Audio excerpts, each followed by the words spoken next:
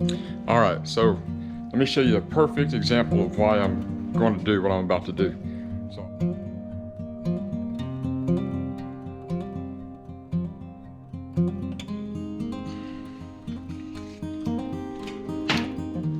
hey y'all, Jason from Falls Hillside Home. I'm in the garage today. What I'm about to show you, I was going to include in the video where I was working inside the cabin with putting up the cats in between the studs and the insulation and the walls and the electricity. But I got into explaining quite a bit in this video. So it's just going to be a video to itself. I can get it out a lot sooner than the one where I'm working on the cabin. So still got a ways to go on it. But anyway, I bought me a new tool and I want to show that to you right now. It's going to be an unboxing and a review. All right, let me show you what I got. So one of the tools that stopped working on me on my way back, from overseas and coming back to Tennessee was my miter saw. It's pretty much just a chop saw. It would do miters and bevels and stuff. It wasn't anything special, just a cheap one I got from a pawn shop. So after Christmas sales, I think I gave $179 for this one. Or at Home Depot, it's the Ryobi 10-inch sliding compound miter saw. Has a 12-inch crosscut capacity, has the LED cut line, and all that stuff. So anyway, I'm going to open this bad boy up, and I'm about to do some more studs. The cats or kittens that go in between the studs. Just the little pieces of 2x4. I could definitely have done that on, just a circular saw that I had instead of spending money. But I love the woodwork. I'm going to need it in the future, and I am about to put some boards up for the wall, and that I am going to need just a slight bit more precision. So I can do that better with this than I can with the circular saw. And this is much faster, for me. And I don't know, I really like this one. I thought it was a good chance to get it. I had some kind of like gift cards, this store credit where I returned some items. But anyway, let's open this up. It comes with a 10-inch Ryobi blade. I'm not sure how much I'm going to like that. Just a general purpose blade. But I'm going to make some cuts just from it right out of the box. I'll see if I got to put the blade on or something. But let's open it up, see what we got here.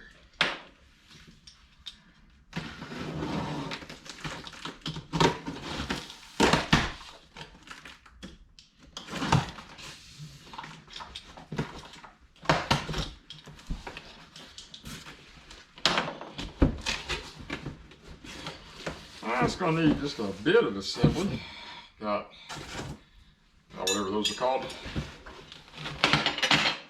There's a little stop clamp. That can come in handy. A little vacuum bag. I never really use those. Those don't really last too long with me. The manual.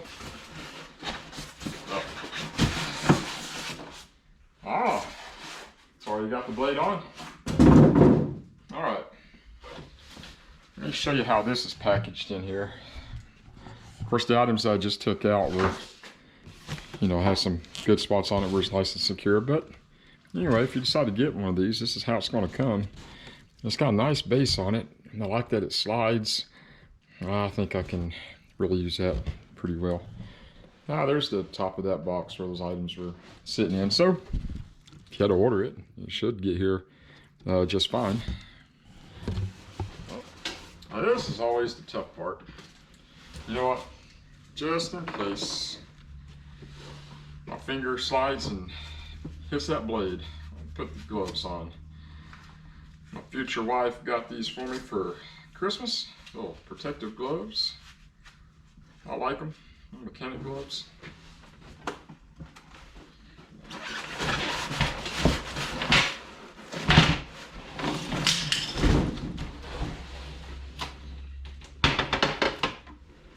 There we go. You get something to cut that with. Some knife. I am the worst at keeping up with tools. Should have put my tool belt on just to keep up with that knife that I used to open up the box. Alright. Knocked it in the floor. Anyway.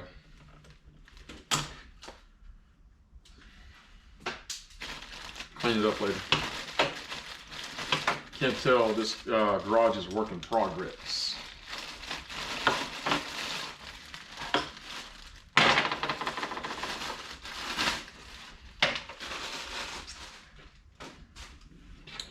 All right, so let's see here. Usually has some sort of lock right there. That's not stopping it. Let's see what. It's a piece of cardboard. It's not really stopping anything. Come out there. Oh, it's the band. So I'm gonna put that little stop. So when I cut that band, it doesn't just pop up, hit me in the face, or anything violent like that. Now, pull this up. Not quite that. Easy bit. Slide her up back and get this off of there. Yeah. Yeah.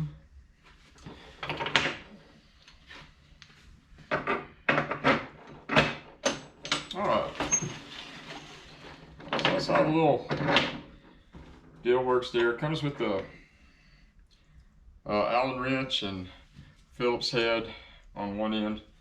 And that's to adjust something. Maybe these legs come out a little bit. I don't know. When I feel like it, I'll sit down and read the manuals. So these will go here.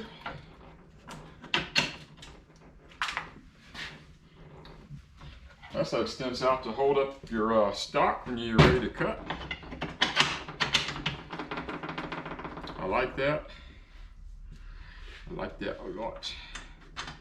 Here's a little adjusting screw here, so this can come out and I guess be a little extra fence. I don't know if I really need that to come out. I don't know. We'll see how that works. This is just me opening up my tools. So if you want to keep that from sliding, here's a little, it's like a ring bolt. Tie it down. You can keep this in place. It won't slide. But if you want to slide, turn it to the left. It's going to slide back and forth. Now that actually feels a little rough, but I don't know. I want to show you something real quick. Let's take this guy out. See all that shininess? That stuff can rust pretty easy. So I'm going to show you something real quick to take care of that. All right, so let me show you a perfect example of why I'm going to do what I'm about to do. So I bought this at a yard sale. I was very excited to get it. Always wanted one, never had one. Still excited about it. But when I bought it, it rained a little bit. Got a little rusty, no big deal. I'm gonna knock that down with some 220 grit sandpaper. And then I'm gonna apply some Meguiar's wax on there. So we're gonna do that to this bad boy, just to make sure it doesn't rust. Well, it'll help prevent it anyway. Might eventually get some rust spots here and there, because it is a tool, we're gonna use it. So anyway, let's get started.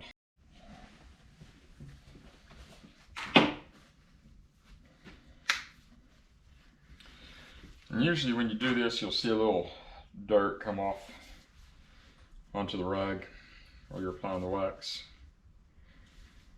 Oh man, let's see. It's got a little piece of paper on there, yeah. Brand new bottle. There we go.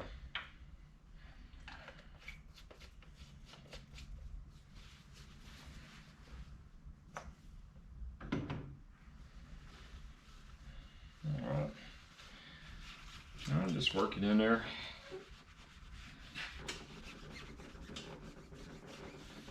Come all the way out, all the way around. You don't have to spend too long on this. Just give it a good coat. It smells good.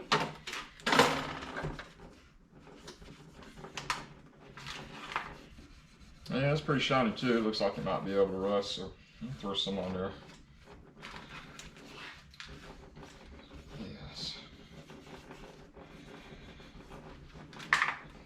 take a look at it all. There's some back here as well.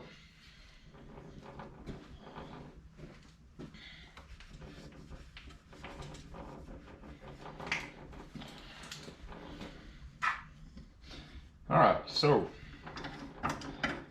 it turns, there's going to be a couple of bare spots right there. So it's going to spin it. You can see a little bit of shine. Oh, hit it up again. There's some thick wax there. We can spread that around. All right, good. Oh, look right there. Didn't even see that before I spun that around. I have to give it one more spin just for good measure, huh? That, make sure we're not missing anything. Oh yeah, we're gonna have to take that all the way around. Cause look there, there's a bunch.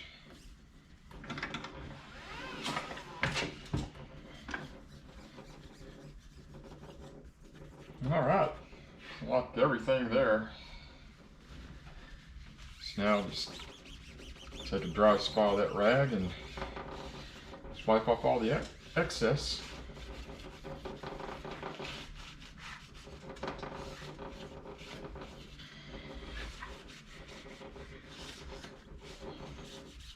And that's going to protect the tool a little bit.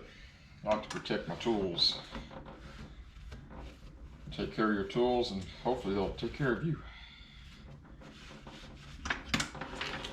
I always wonder if it's worth it after you spend all the money and you make your product, and you know, if you're selling it or whatever. Did you make a profit, or did you just get some of your money back for enjoying the hobby that you do? Never been too business-minded myself. All right, I got that done. I'll run a few pieces of wood. I'll show you what this thing can do. All right, so you're about to witness the first cut. I've already turned it on once. I want to show you, you know, kind of that operation, some of the other features that I'm seeing here.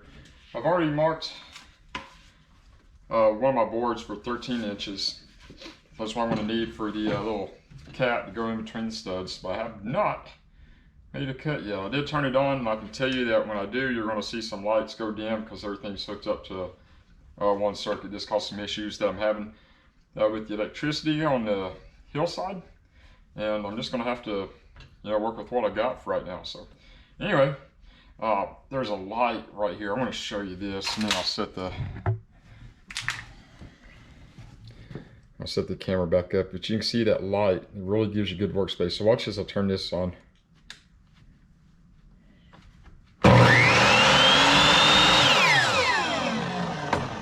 Shines a really good light on there. I really like that. So here we're not at, you know, any degrees off. You know, it's just going to be a straight perpendicular angle. So we're on the 0. That's kind of cool. I like that. How it's set there. And the bevel is on 0. So this is your bevel gauge, if you will, and your miter gauge. And I'll show you what those are. Again, this is like just for the beginner type folks. There's y'all been doing this for a while. I'm sure there's a lot of things about this that you know that I don't. So, all right, I'll hold this down. Well, let me show you one more thing here. I don't want to forget this. There is a power button. I've never seen that before. So I guess that's just for the light. The saw will still work if you want to use that. You can just hit that switch. Now right here, it's like a little trigger guard. A lot of saws, remember, they have like a little thumb button push or whatever. But this one has this little guy right there. You push him over to the side, and then you can pull the trigger. So like that's not going to do anything. So you got to just like that. All right. So here goes. First cut. I'll be able to make sure that I'm in the frame here. All right. Make sure everything is up against the fence like it's supposed to be. All right, here goes.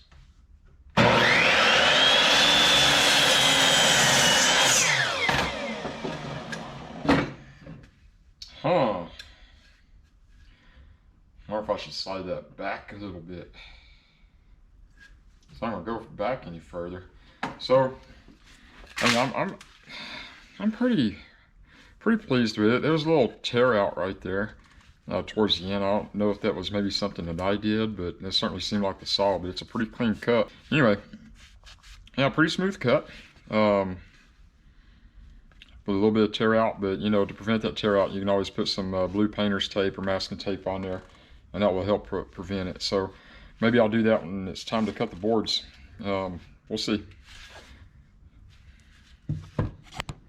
Alright, I'm going to use a bit of my wood here to show you some of the other features of how this thing can cut. Again, this is for, you know, some beginners. Let's say you need a cut that's 15 degrees. Your miter is 15 degrees. You can slide that in there. Oh, check this out. That's what that's for. It holds that wood up a little bit further out. I like that. If you get too far out here, then... So anyway, as you can see, as that comes down, it's going to make an angled cut on there. Let me go from the other way. And we can take this back 15 degrees out. You know what? Let's do 30. Seems like a fun number. All right. So there you go. All right, let's see what this looks like.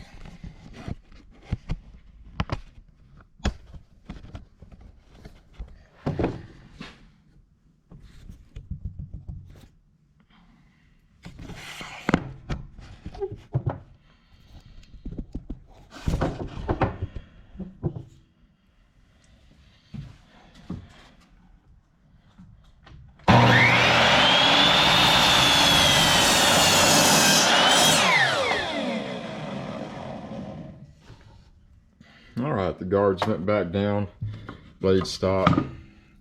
No, not any really bad tear out on that one. Yeah, so this right here is that type of cut that you can make on there. It's pretty cool. You know, that can come in handy if you want to use this to trim out a door.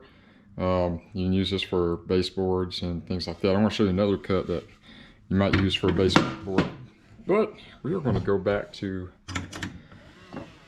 0 on this one. And we're going to do a bevel cut. Anyway, since we did 30 on the last one, let's do 30 on this one as well. Alright. So go left on that till it's loose. And then you just move that over. Oh man, you know what? I've got the GoPro in one hand. I'm trying to do this with the other, so we're going to go 45. Can you see that? Now, is that going to be a true 45? I guess I'd have to take out another measuring tool to be sure. But you'll get the idea here of what this is going to do. You know, make sure that's up against the fence real nice. Here we go.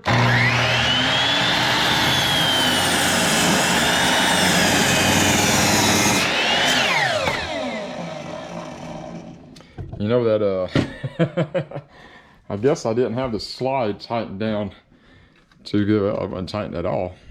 So when I try to do the bevel cut.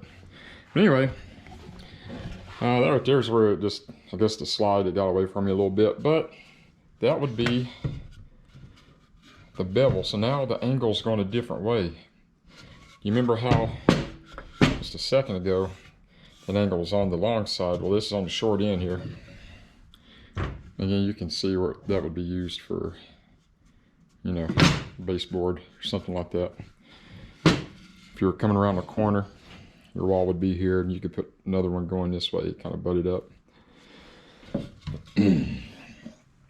So yeah, really good features. I'm gonna have to see what that's for. That's probably something to take the blade off with. But I like it, guys. I like it a lot. I'm gonna be very happy with it. I'll have to see what that is too, because I'm not sure about that one. So get that back to 0. Let's hide it down here.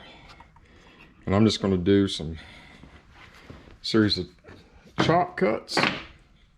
Just get those cats for the put in between the studs.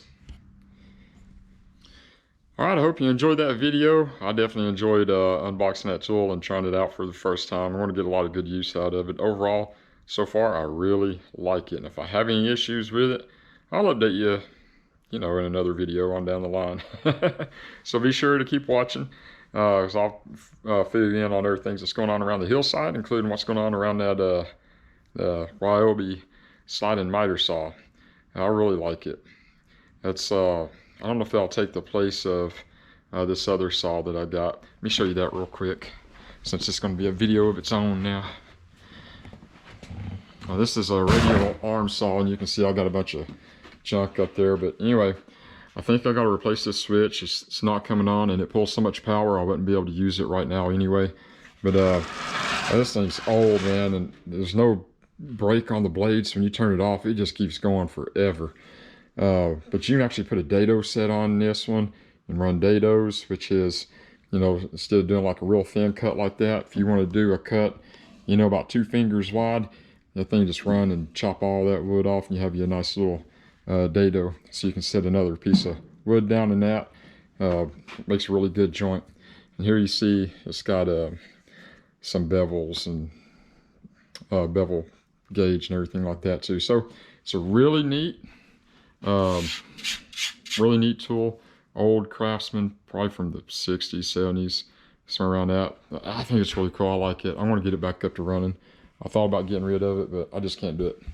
So I don't think that the Ryobi sliding miter saw will take the place of that, because I don't even think I could put dados on there. It just won't work the same.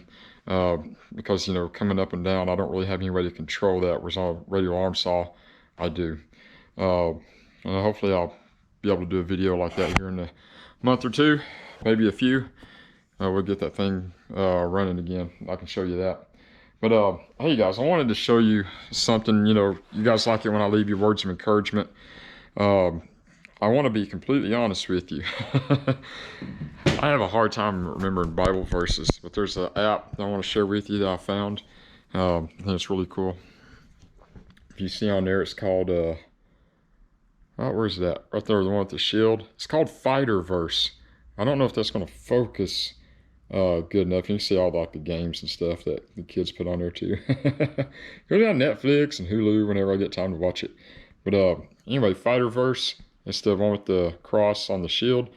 I'm gonna open that up, and it's just you can put your own verses in there, or it'll give you a set of verses. Let me see my verses. Let's pick one out here. One of my favorites, John 14:6. And it says, Jesus said to him, I'm the way and the truth and the life. No one comes to the Father except through me. And you can mark it as memorized. You can do a quiz. You can use it as a lock screen. You use that verse as a lock screen. You can listen to the verse, share it, read the whole chapter, read commentary. Man, it's just a lot of good stuff on here. But right now, I just use it to plug in Bible verses that I want to read. And that one's definitely at the top. He said, I'm the way, the truth, and the life. No one comes to the Father except through me. That's why I make Jesus such a big deal. I mean, he's already a big deal. He didn't need me to do anything. But anyway, if you have trouble memorizing Bible verses, maybe that'll help you out. Hey, I don't know about you guys, man, but it seems like I got either one family member after another, or friend after another that's just, you know, deathly sick, like knocking on death's doorstep type deal. Yeah, prayers are good, you know. I'm not saying that prayers are going to keep your loved ones from passing on, but we also pray for comfort of the one that's, you know, may pass on, comfort for the friends and the family that are close to them that's, you know, it's going to need healing also. So anyway, hey, let's keep each other in prayer. I want to pray for you guys. Y'all pray for me, my friends and family, everything that's going on. Today is the 6th of January. 6th or 5th? It's the 5th. It's Wednesday. But anyway, this Saturday, we're getting married. I'm going to go up to Townsend. I don't know if I'll get this video out by then. I want to try to get it edited tonight and maybe upload it tomorrow, get this out to you guys. But anyway, we're going to go to Townsend, Tennessee. Get married somewhere up there around Pigeon Forge, Gatlinburg. Don't have all the details quite worked out yet. We're just trying to, you know, have something nice, but on a affordable budget as well. I will say this though, a lot of folks will spend a whole lot of money, a whole lot of energy and effort on the actual wedding and none on the preparation. So my encouragement to any of y'all that might be getting married soon, especially some of my younger viewers, please consider pre-marriage counseling. premarital counseling, you know, with your local church, or, you know, even anybody else that might be offering those services, because you need to have some things figured out before you start living together and married, you know, like which way is that toilet paper supposed to go on, you know? Is it mullet style or, you know, bang style? You know, that stuff's important. On a, you know, more important base, like, you know, what about kids? You know, are you on the same page with kids? Do you both want kids? Do one of you believe in spanking and the other don't? Because that can cause some contention. Who's going to control the money? Are y'all going to do joint checkings accounts, joint savings accounts, or are you going to have separate? You need to talk about those things, and no better person than a trained counselor or even a pastor at a church. So, yeah, do that. All right. Hey, love you guys. I'll see you on the next video. God bless.